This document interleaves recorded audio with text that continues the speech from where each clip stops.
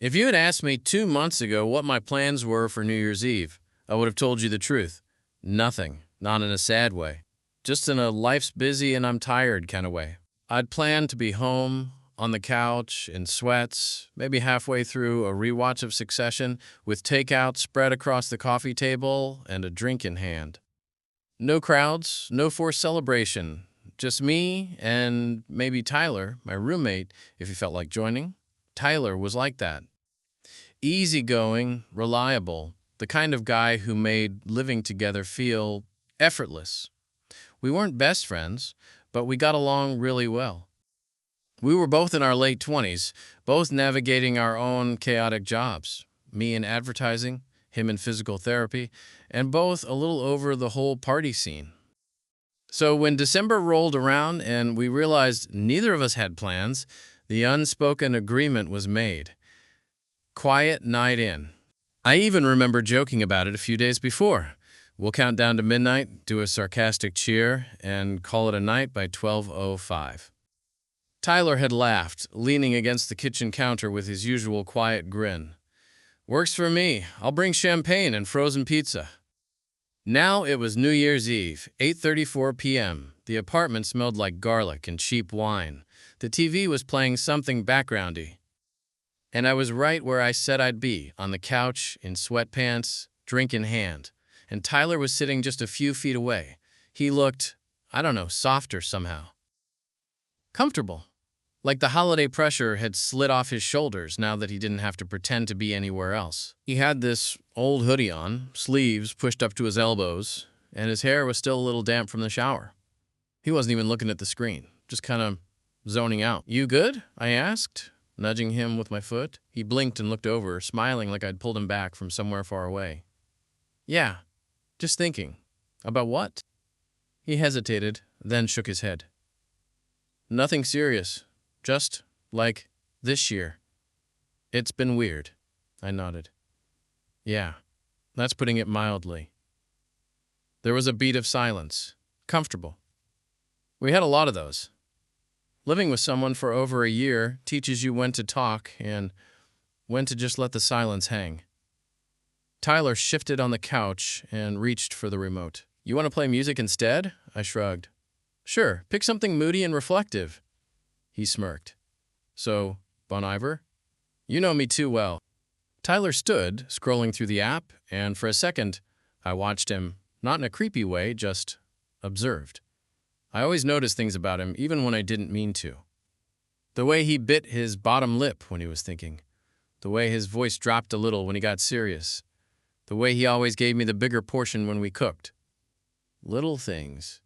But lately, those little things had started to feel like more, and I didn't know what to do about it. When he sat back down, the music was soft and slow, threading through the room like it belonged. Tyler leaned back, arms behind his head, eyes closed for a minute. This feels nice, he said quietly. Yeah, I replied. It does. More silence. I sipped my wine. He reached for his. The minutes ticked by. 9:12, 9:58, 10:47. The bottle of champagne sat chilling in the fridge, untouched. At 11:43, Tyler stood up suddenly. I'm going to get some air, he said. Want company? He paused, glanced back at me, then nodded. Yeah, actually. We ended up on the fire escape, 2 blankets over our shoulders like idiots, shivering and watching our breath hang in the cold. Remember last year? He asked. You mean when we barely knew each other, and I thought you hated me because you didn't speak for the first 3 days? He laughed, shoulders shaking. I was just shy. Yeah, well, I thought you were a serial killer.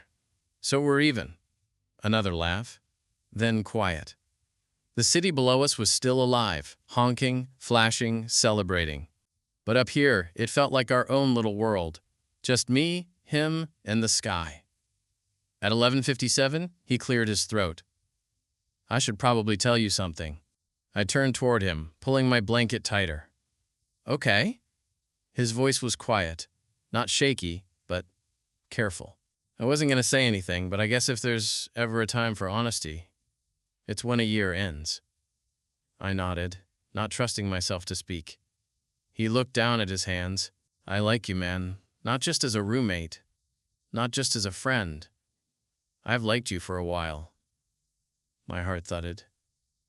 How long is a while? He let out a breath. Since March, maybe earlier. I didn't say anything at first. Tyler turned, eyes searching mine. If you don't feel the same, it's okay. I just didn't want to keep it to myself anymore. Not going into a new year. I stared at him. Then I reached out, took his hand, and smiled. You couldn't have waited until midnight? I joked softly. He blinked, confused. Because now, I said, we have to sit in awkward silence for 3 whole minutes. He laughed, relieved. You're such a dick. I like you too, I said.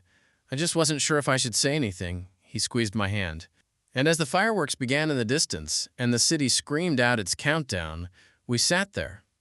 2 guys wrapped in blankets on a rickety fire escape in a quiet little pocket of New York, waiting for the new year to start. And maybe something else too. Tyler and I didn't kiss at midnight. Not because I didn't want to. I did. I really did. But when the countdown hit 0 and people all across the city screamed, popped champagne, and kissed whoever was next to them, we just sat there, hands still locked, shoulders touching, hearts doing whatever the hell hearts do when you realize something's changing in real time. I remember thinking, this is enough for now. Tyler didn't let go of my hand. He just smiled, this soft, almost unsure smile, and leaned his head back against the metal railing. His eyes closed for a moment, like he was trying to slow everything down. Like me. Eventually, when the noise faded a little and the sky stopped throwing fireworks at us, we went back inside. The apartment was quiet, still smelling like garlic and cheap wine and leftover takeout. We didn't talk much. We didn't need to. Tyler tossed me one of the blankets and flopped onto the couch like it was any other night, except it wasn't. Not even close. I sat down beside him. Not too close, but not far either. That space between us felt new, uncertain but safe. I think we were both afraid to move too quickly. Like anything faster than a whisper might shatter the weird calm between us. After a few minutes, Tyler spoke. I wasn't planning to say anything tonight, I figured. He turned his head slightly, eyes still on the ceiling, but I didn't want to wake up tomorrow and regret it. That's fair. Do you? Do I what? Regret it. I looked at him. No, not at all. Another pause.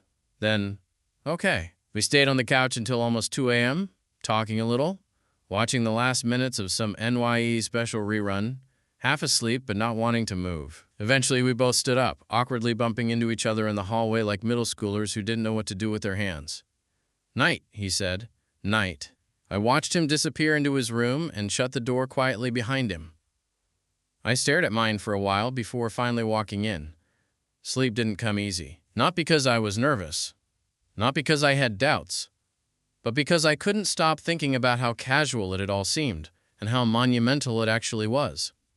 Like something quietly tectonic had shifted, and neither of us had fully processed it yet.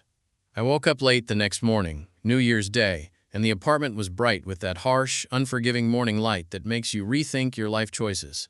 I rolled out of bed and walked into the kitchen, hair a mess, shirtless, rubbing my eyes. Tyler was already there. He looked up from the stove, spatula in hand. Hey! Hey! I said, voice raspy. I made eggs, he added, motioning to the pan, and toast. Is this a guilt breakfast or a post-confession peace offering? He smirked. Maybe both. I grinned, sliding onto a stool. I'll accept either. He set a plate in front of me, then sat across from me with his own. It was quiet for a few bites, but not uncomfortable. Just new. So, he said finally, wiping his mouth with the back of his hand. Now what? I looked at him. You mean now that we've had our New Year's fire escape confession moment? He laughed under his breath.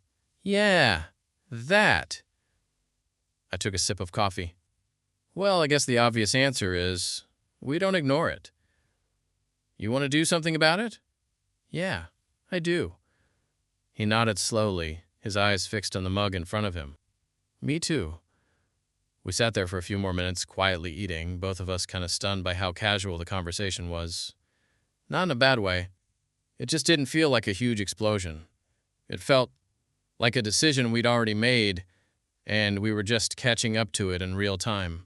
I glanced over at him. So, do we, date now? Tyler raised an eyebrow. Are you asking me out in the middle of breakfast? I'm trying to keep it romantic, he smiled. Then yes, I guess we date now. Cool. Should we get matching keychains or something? Shut up. We laughed again, the kind of laugh that breaks tension in all the right places. And then he stood up and walked around the kitchen island toward me. Okay, he said quietly. I'm doing this now. I looked up at him, heart ticking a little faster. And then he kissed me. It wasn't dramatic, it wasn't movie-worthy or full of fireworks, but it was real. Soft, careful, familiar in a way that made me realize I'd wanted it for a long time. When he pulled back, his voice was a little breathless. That cool? I blinked. More than cool. We kissed again, slower this time. The eggs got cold. The toast turned to cardboard. But none of it mattered. We stood there in the kitchen, kissing like it was a perfectly ordinary thing to do on the first day of a new year. And for the first time in a long time, I wasn't thinking ahead or looking back. I was just there with him. The weirdest thing about kissing Tyler wasn't the kiss itself. It was what happened after. Because, contrary to what every romantic comedy had ever told me, the world didn't shift off its axis. Angels didn't sing. There wasn't a sudden downpour or the soft fade of music swelling underneath our moment. The lights didn't dim. We didn't rip each other's clothes off. It was just quiet. He stepped back. I stayed still. We looked at each other like we'd done 100 times over the past year. From opposite ends of the couch, across the kitchen, down the hallway when brushing our teeth. Only this time, there was something new in the air between us. Not tension, not awkwardness, just awareness. I finally broke the silence, half smiling. So are we? Like still eating breakfast or… Tyler blinked, then glanced back at the cold eggs. We probably shouldn't let them go to waste, I nodded. Right, that would be tragic. He sat back down, and we ate in the kind of silence that wasn't loaded, but wasn't exactly light either. We were still figuring out how to be us in this new thing. This space that used to be safe and neutral, roommate territory, was now something else entirely, undefined. A gray space. I've never dated a roommate before, I said finally. Tyler wiped his mouth with a paper towel and shrugged. Me either. You ever dated a guy before?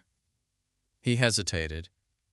Not really. Flirted, but nothing serious. I nodded slowly, processing that. Cool. What about you? Yeah, one relationship, a few situationships. Ah, the classics. He smiled, and I could feel the tension ease up a little. The rest of the morning was a blur of normal things that felt different. We cleaned up breakfast, took turns in the shower, changed out of our pajamas.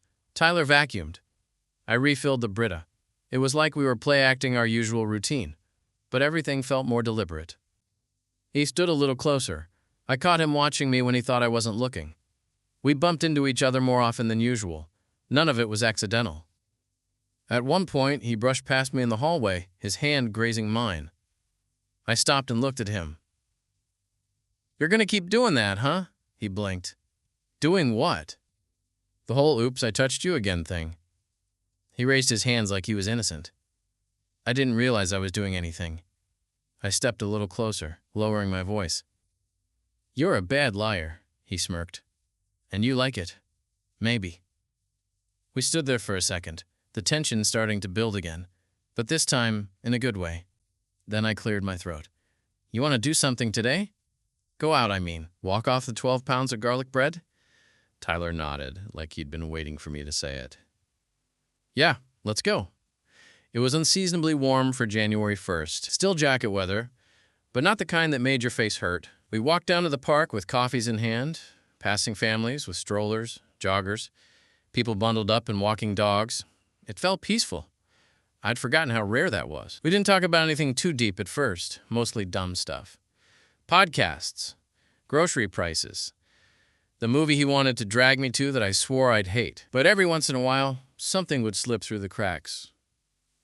Something quieter. "I've thought about telling you for a while," Tyler said at one point, his voice soft as we sat on a bench overlooking the still gray pond. "Why didn't you?" He sighed. "I didn't want to screw anything up. Living with you is easy. You're good to be around. I didn't want to risk that." I nodded, understanding more than I wanted to admit. "Yeah, I get it." He turned to me. "But not telling you, that started feeling worse." I looked down at the space between us on the bench. Our arms weren't touching, but they were close. "I'm glad you told me," I said.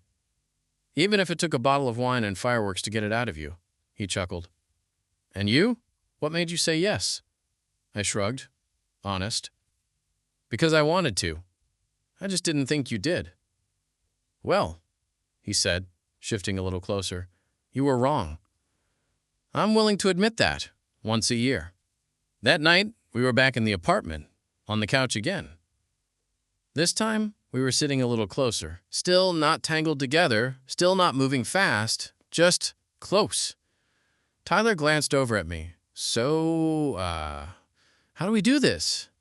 "This?" He waved a hand. "Us. Dating. Roommates. All of it." I exhaled, thoughtful. "I think we just take it one step at a time. Don't overthink it. Don't rush it," he nodded. "Okay. And if it gets weird, then we talk about it." Tyler smiled. "Look at you. So mature." "I have my moments." He looked at me for a second longer, then leaned in. The kiss this time was slower. Longer. Not rushed. Not experimental. Like we both knew what we were doing now. When we pulled back, Tyler rested his forehead against mine and whispered, "Still not weird." I closed my eyes and smiled. "Yeah, still not." We sat like that for a long time, and as the first day of the year faded into night, it felt like something small and good had started, right here, in the home we already shared. Something simple. Something real. By the time we hit the second week of January, it was starting to feel real. Not the butterflies part. That was still there, hovering under the surface, especially when Tyler brushed my arm as he passed, or when I caught him staring at me over his morning coffee like he wasn't even trying to hide it anymore. No, I mean us. We were a thing now. It was unspoken and also totally obvious. He'd kiss me when he got home. Not every day, not in some big romantic movie kind of way, but small moments. A kiss to the cheek if I was cooking. A hand on my back when we were brushing our teeth. Sitting closer than usual on the couch, his knee against mine, and neither of us pulling away. And we still lived together, which meant there was no slow get-to-know-you phase. No awkward dates where we made small talk and tried to figure each other out. We already knew each other. We knew what toothpaste the other one used. We knew who did the dishes more often, and who always left socks in the living room. It should have been messy, but it wasn't. Tyler made everything feel simple, easy, comfortable. Still, not everything was smooth. The first time we tried to sleep in the same bed was a bit of a disaster. We'd been watching some true crime docuseries, both of us half asleep on the couch. I stretched and said, "I might just crash here." Tyler yawned and leaned his head against my shoulder. "You don't have to." "Yeah?" "My bed's warmer." He said it casually. No wink, no innuendo, just a fact. So we brushed our teeth in that quiet, sleepy way, side by side like usual, and ended up in his room. I climbed in, expecting some sweet, cuddly nonsense. But Tyler was a kicker. And a cover thief. And somehow hotter than the sun when he sleeps. After about an hour of tossing, turning, and being physically shoved to the edge of the mattress, I sighed, rolled away from the inch of pillow he'd left me, and whispered, "You are the worst." His voice was muffled and groggy. What did I do?" "You're attacking me in your sleep. I'm used to sleeping alone." I noticed. He shifted, then reached over to pull me back toward the middle of the bed. "Come here. I'll be good. You're lying." He didn't answer, just wrapped an arm around my waist and buried his face in my neck. It wasn't perfect, but I stayed. The next morning, he was already up, making coffee like nothing had happened. Did I kick you last night? He asked, as if it hadn't almost been a homicide. Only a few times. He slid a mug toward me with a sheepish grin. I'll work on it. Please do, or we're getting a king-size bed. His brows raised. You already planning our joint furniture? I sipped my coffee. If you keep kissing me goodnight, I'm going to start leaving socks in your laundry. Tyler grinned. We're in dangerous territory. We didn't make any grand announcements to friends. Not right away. But they noticed. My best friend Liam was the first to call me out. We were grabbing drinks after work, and after I spent the better part of 10 minutes talking about how good Tyler's been lately, without realizing it, Liam raised an eyebrow. You guys dating now? I blinked. What? No. Well, I mean, yeah, kinda. Liam smirked. You kinda dating your roommate? We're figuring it out. You know that sounds like the start of a mess, right? I sipped my beer. So far it's not. Yet? I appreciate the support. He leaned back. I'm just saying, things change when closeness and rent mix. It's not like that. Oh? I paused. Okay, it's a little like that. But it's also, it just makes sense. Liam watched me for a second, then nodded. All right, just don't break the lease or your own heart, all right? I smiled. Not planning to do either. That night, I told Tyler what Liam said. He was sprawled on the couch, barefoot, in sweats, scrolling on his phone. When I repeated the closeness and rent line, he let out a snort. He is not wrong, Tyler said without looking up. But you forgot to mention the other part. What's that? We actually like each other. I leaned against the counter, arms crossed. You like me? He finally looked up and grinned. Don't make me regret saying it. No, I'm honored. Really. I'll treasure this moment forever. Shut up. The thing about dating your roommate is, it's not sexy all the time. It's waking up together, brushing your teeth side by side, and realizing he hums while he pees. It's arguing about laundry. It's having to ask if the last bagel is off limits. It's doing dishes while he folds laundry with one sock on. But it's also the small stuff. The real stuff. Coming home to someone who always remembers to get your favorite oat milk. A hand on your knee during a bad day. A kiss on the cheek while you're washing your face. It's not flashy, it's not perfect. But it's real. And somewhere in all of it, between the takeout, the couch naps, the missed alarms, and the quiet mornings, we stop being just roommates. Not overnight, not with a big speech, but in the little moments. In the way he looked at me and didn't look away. In the way I reached for his hand without thinking. And in the way, when I opened the fridge and saw the last slice of leftover pizza, I left it for him, without a second thought. There's this weird thing that happens when something you've kept to yourself suddenly becomes public knowledge. Even if it's not a big deal. Even if it's good, even if no one actually cares, it still feels like stepping into a different version of your own life. That's what it felt like when Tyler and I started showing up to things as whatever we were now. The first test was brunch with a few of his work friends. I'd met them before in passing, after-work drinks, a few barbecues last summer, but never like this. Never sitting next to Tyler with his hand casually resting on my thigh, under the table. Never with him looking at me across the table like I was his now. I remember the moment one of his coworkers, Jess, a sharp, no-filter type, noticed. She was sipping a mimosa and mid-sentence when her eyes dropped to our hands. Oh, she said, eyebrows raising. Is this a thing now? Tyler didn't even flinch. Yeah. She looked at me, then back at him and grinned. Took you long enough. That was it. No one cared. No one freaked out. If anything, they were just mildly curious. In the way people are when their friend finally starts dating someone they clearly should have been dating months ago. Afterward, when we were walking back home, Tyler slid his hand into mine without saying anything. I looked over at him, kind of stunned at how casually he was handling all this. You good? He nodded. Yeah, are you? Yeah, just still getting used to being seen like this. He gave my hand a small squeeze. You're allowed to be nervous. I'm not nervous. I lied. He smiled. You blink like 10 times a second when you're lying. I laughed. Shit, really? Really? I'm learning all your tells. You're such a menace. Things at home didn't change that much. The comfort we'd had before stayed, but now it had a layer of softness I didn't realize I'd been missing. More forehead kisses, more stupid teasing in the kitchen, more brushing teeth side by side and stealing the covers and watching trash TV while curled up together. One Friday night, we were halfway through a terrible dating reality show when Tyler muted the volume and turned to me. "Can I ask you something?" I nodded. "Always." He looked down at his hands, suddenly unsure. "Does it feel like too much, us living together and dating? Is it weird yet?" I paused, thinking. No.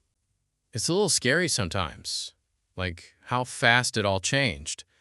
But it doesn't feel wrong. It just feels like this was already happening before either of us admitted it. Tyler exhaled, looking relieved. "Yeah, that's how it feels to me, too. I mean, we already know all the worst stuff about each other. Hey, speak for yourself. I'm delightful. You snore like a truck. You talk in your sleep. Lies. Last week you said, 'Tell your grandma I'll do the thing, but only if she brings the ducks.'" I blinked. "That's a dream I need to hear more about." He laughed, nudging me with his shoulder. Then he turned serious again. "But really, I'm glad it's you. That hit harder than I expected. Not in a dramatic way. Just something warm and sharp settling in my chest." "Me too," I said quietly. We kissed then. Not a long kiss. Just one of those familiar grounding ones.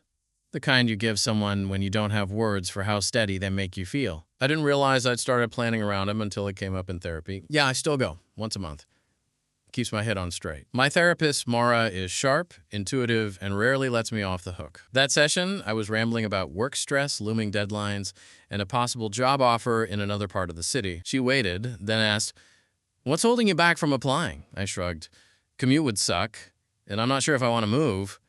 "Couldn't you just commute?" "Yeah, but the hours are long. I'd barely be home."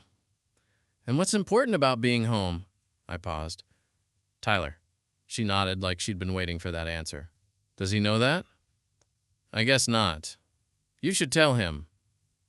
That night I did. We were eating tacos on the couch, his laptop open on one armrest. Our dog-eared shared blanket tossed over both our legs. "I turned down that job," I said, like I wasn't sure how to frame it. Tyler looked up, mouth full. "Why?" "Hours were too intense, and I didn't want to be gone that much." He chewed slowly, thinking. "You sure?" "Yeah," he nodded, setting his food down. "I'd miss you too." Just like that. No dramatic pause. No hesitation. I leaned over, resting my head on his shoulder. "I think I'm really falling for you." He looked down at me, his voice soft. "I already did." It wasn't perfect. We still argued sometimes. About the thermostat. About grocery lists. About whether it was okay to stack Tupperware with no lids. But the fights didn't last. They didn't build walls between us. We didn't walk away. We talked. We worked it out. We kept showing up. And every morning I woke up to the sound of the shower running, or the smell of coffee, or just the rustle of Tyler moving around the apartment. It felt like the same life, but better. More honest. More complete. Not fireworks. Not drama. Just two guys who started out sharing a lease and ended up sharing something way more unexpected. We didn't fight often, but when we did, it was never loud. No shouting, no doors slamming, no dramatic storming out. But that didn't mean it didn't sting. It started with something small. It always does. Tyler had been more distracted than usual. Coming home late, buried in work, glued to his phone, even when we were supposed to be watching a movie or grabbing dinner. At first, I let it go. We all get busy. But after the third night in a row where we barely spoke more than 10 words between us, something inside me started to tighten. We were still sharing space, still brushing teeth together, still sleeping in the same bed. But something felt off, distant, detached. I tried to play it cool. I didn't want to be that guy, the one who turns every small shift into a crisis. But one night, after a particularly quiet dinner, I finally said it. "You good?" Tyler looked up from his phone, a little startled. Huh? You've been different lately. He set the phone down slowly. Different how? Just, I don't know. Distant. Like you're here, but not really. He sighed, rubbing his temples. I'm just tired. Work's been insane. I get that, I said carefully. But I'm here too, you know? I didn't mean to make you feel ignored. You didn't make me feel anything. It's just, you're not talking to me. He looked at me then. Really looked.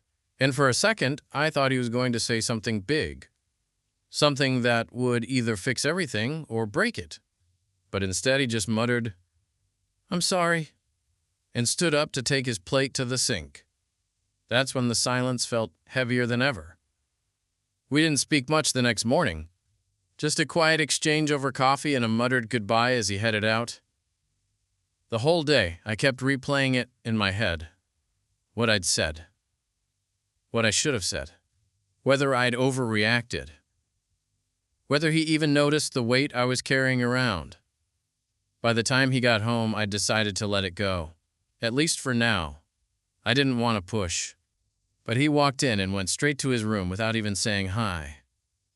And something in me snapped. Not in an angry way. Just done. I knocked once, then opened the door. He was sitting on the edge of the bed, unlacing his shoes. We need to talk, I said. He didn't look up. I figured. I stepped in and closed the door behind me. What's going on? He sighed, louder this time. I don't know. That's not a real answer. He stood up, finally facing me. I know, I'm overwhelmed, all right? Work's been a lot. My mom's been calling nonstop about helping with some family stuff. I've been feeling like I can't breathe, and I didn't want to dump all of that on you. I crossed my arms. You think not talking to me is better? I didn't want to make you feel responsible for my stress. You're not dumping anything on me, Tyler. You're letting me in. There's a difference. He blinked, like that hadn't occurred to him. I stepped closer. We live together. We are together. That means you don't have to carry all of this by yourself. I didn't want to make it your problem. Then stop thinking of it as a problem. It's just life. Messy, stressful, normal life. And I'm here for all of it. Not just the cute stuff. Not just the fire escape kisses. All of it. He didn't say anything for a long moment. Then he sat back down, elbows on his knees, head in his hands. I'm scared I'm gonna mess this up, he said quietly. I don't want to be the guy who ruins a good thing just because I get in my own head. I knelt in front of him, resting my hands on his knees. You're not ruining anything, but you gotta let me be here, not just live here. He looked up at me, eyes tired. Then he nodded. I'll try. Good. Because I'm not going anywhere. We sat like that for a while. Just breathing. That night, we curled up on the couch, wrapped in the same old blanket. Tyler fell asleep halfway through a show, his head on my shoulder, his hand resting loosely over my stomach. I didn't move. I just sat there, listening to his breathing even out. And in that moment, I realized something simple but heavy. Love doesn't feel like fireworks all the time. Sometimes it feels like staying. Staying when things get hard. Staying when you don't have the answers. Staying when you don't know what's next, but knowing you want to find out together. By the time February rolled around, things had settled again. Whatever tension we'd hit in January passed like a storm. Not without damage, but with the kind of clarity you only get after the rain. Tyler was more present again, more open, and I'd stopped holding my breath. It wasn't like we suddenly became flawless, but we got better at checking in. He started saying things like, work sucked today, instead of going quiet. I started asking, do you want to talk, or just have me nearby, instead of assuming. We were learning each other in real time. Every day, a little more. And the strange part was, it still felt easy. Even the work felt natural. Like we both wanted to put in the effort to keep this thing real. That's what made it stick, I think. Not the spark. Not the comfort. The choice. Our first Valentine's Day as a couple was hilariously off script. We'd both decided not to make it a big deal. No pressure, no expectations. Just dinner at home and maybe a bottle of something nicer than our usual discount wine. But of course, everything went sideways. Tyler burned the salmon. I forgot to grab the good wine on the way home. The takeout place we defaulted to had a 45-minute wait. By the time we were sitting on the floor of the living room, splitting a cold rotisserie chicken and drinking boxed wine from mugs, I couldn't stop laughing. Tyler rolled his eyes, tossing a napkin at me. I can't believe I tried to be romantic, and this is what we get. This is perfect, I said, grinning. He looked at me like I was insane. How? Because we're here, and we're laughing, and this tastes better than the fancy salmon probably would have anyway. You're such a liar. True, but a charming one. Tyler leaned back against the couch, shaking his head. You really don't care that I screwed up? I looked at him, his ridiculous hair sticking up, his mouth still stained with red wine, his socks mismatched because he never remembered to sort the laundry. And I meant it when I said, being with you is the easiest part of my day. If the worst thing we do is eat grocery store chicken on the floor, I think we're winning. He didn't say anything, he just leaned forward and kissed me. And that kiss, it didn't feel like fireworks or slow-motion movie magic. It felt like yes, like I choose you, like this is home. We didn't post about each other much. We weren't that kind of couple. But one Sunday morning, I found a picture on my phone Tyler had taken without me noticing. Me in the kitchen, making coffee in an old hoodie, yawning. He'd written underneath it in a text, "This is my favorite part of the day." That kind of thing sticks with you, not because it's big, but because it's real. I started seeing the way other people looked at us differently too, not because we were some obvious PDA-heavy duo, but because we were steady. Our friends noticed the way we handed each other things without asking, how I always remembered to bring him gum before his long shifts, how he always knew when I needed a night in before I even admitted it. We weren't showing off, we were just being us. And somehow, that was enough to make people say things like, "You guys are good together," and I'd smile every time. Because they were right. One night, we were lying in bed, him half asleep, me staring at the ceiling, mind racing like it always did before sleep. And I blurted out, "I think I love you."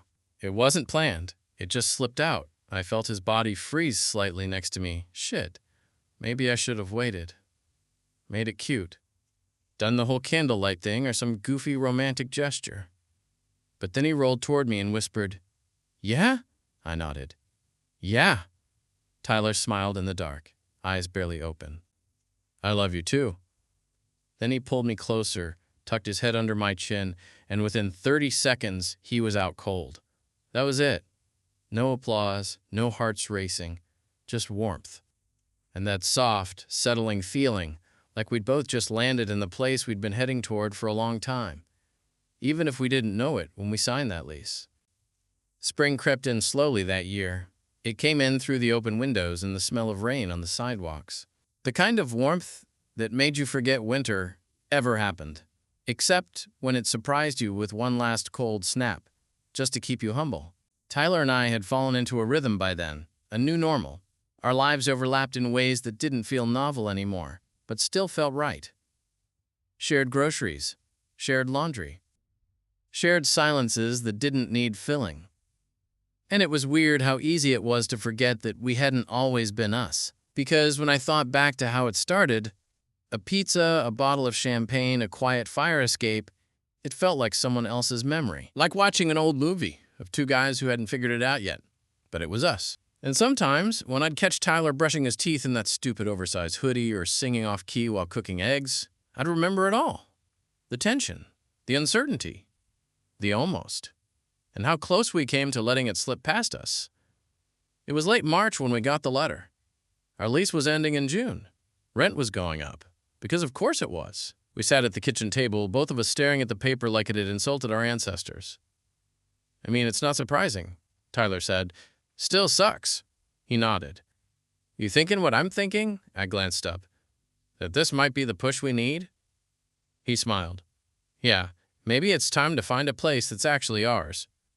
Not his and mine, technically shared space, but ours. A place where we could paint the walls, hang up pictures, Maybe adopt a dumb dog who'd destroy the furniture and sleep at our feet. We didn't rush. But a few weekends later, we started looking.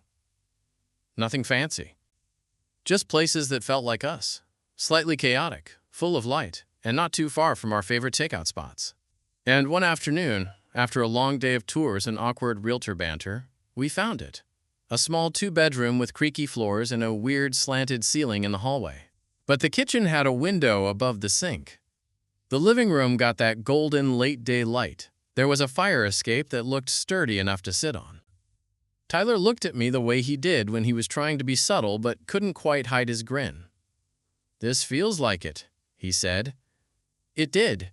We signed the lease a week later. Moving day was chaos. Boxes everywhere. Missing socks. Tyler cursing because he dropped a pan on his foot. Me yelling about the Wi-Fi router like it was a life-or-death situation. But once everything was inside and we sat on the floor surrounded by takeout and half-assembled furniture, I looked at him and said, "Hey." He turned to me, messy and flushed from the day. "What?" I reached into my hoodie pocket and pulled out a little folded piece of paper. It was the lease agreement, but I'd written something across the top in Sharpie. Roommate's right pointing arrow, boyfriend's right pointing arrow, home. Tyler read it, blinked a few times, and then laughed under his breath. "You're such a sap." "I am. I love it." He leaned in and kissed me. And that kiss? It wasn't new, but it felt like it had come full circle. A year later, on New Year's Eve, we stood on that new fire escape with 2 glasses of champagne. The sky behind us buzzed with anticipation. City lights flickered like they were holding their breath. Tyler clinked his glass against mine and smiled. "Happy anniversary, roomie," I laughed. "We're still doing the roommate joke?" "Forever." We watched the countdown on someone's rooftop speaker. 10, 9, 8. He reached for my hand. 7, 6, 5. Our fingers laced together, familiar and firm. 4, 3, 2. And right before 1, he turned to me and whispered, "You were always more than a roommate." I kissed him. The city roared behind us. And right there, in that moment, it wasn't just a new year. It was another beginning. Ours.